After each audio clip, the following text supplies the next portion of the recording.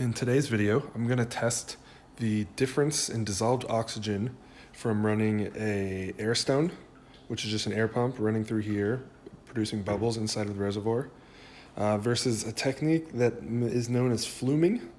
I've seen it referred to that at least on the internet, which is basically just flowing, falling water, disturbing and rippling on the surface of the reservoir. So I'm going to be measuring the dissolved oxygen on these two. And also I have a control here, which is just a bucket of water with no oxygen dissolving techniques. I have this kit, which is a kit to measure dissolved oxygen. I think it's used for fish tanks, yeah. It was cheap, a lot cheaper than the digital meters. It's a little more finicky, and that's going to require me to kind of compare colors, so there's more room for error in my own perception, but we will see what the results are. So stick with me while I do these measurements.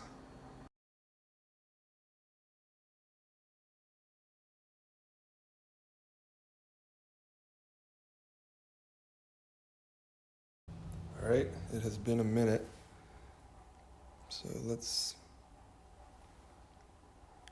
compare here.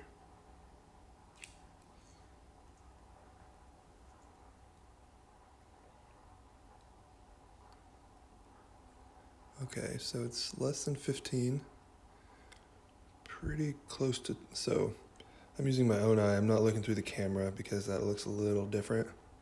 It's really close to 15, or sorry, 12, maybe a little lower, maybe a little higher than 8, closer to 12 than 8.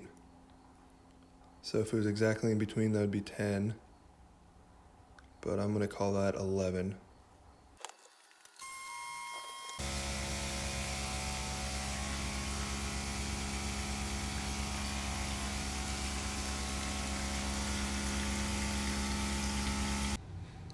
All right, I've turned off the pumps so that I can talk and you guys can hear me. All right, well, they all looked the same to me, so that means either this test isn't super sensitive or dissolved oxygen content does not change appreciably in the about 15 minutes it took me to do these tests. So that's why I'm gonna do another hour, and then, or no, another like 10 hours actually, and then do the same measurements again.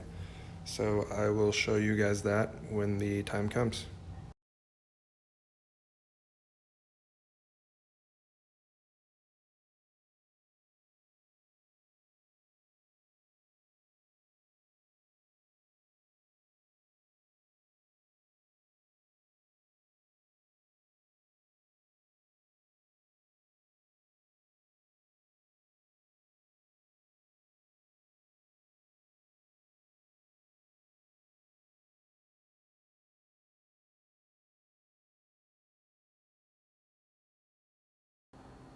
Okay, the results are in, and I have to say they are a little surprising, but maybe people who know more about this are not surprised by them.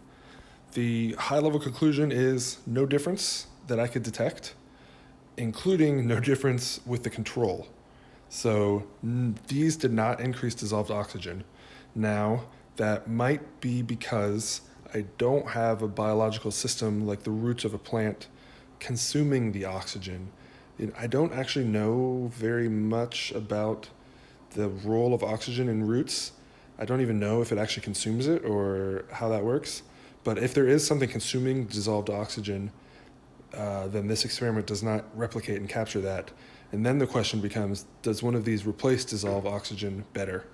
But in terms of just maintaining a dissolved oxygen level or in increasing the oxygenation compared to the control, none of them changed that. And here is what I measured. At the beginning, my control was 11 ppm, time equals 0. After 10 minutes, I measured 11 on both the Airstone and the Flume. After 8 hours, I maybe detected a slight drop in the control, but honestly, my perception could have been wrong, and I also didn't detect any change here. So there you go, a little surprising. Please, if anyone knows that I did something wrong in my experiment here, please let me know. I'd love to hear your feedback. All right, guys, thanks a lot for watching. Cheers.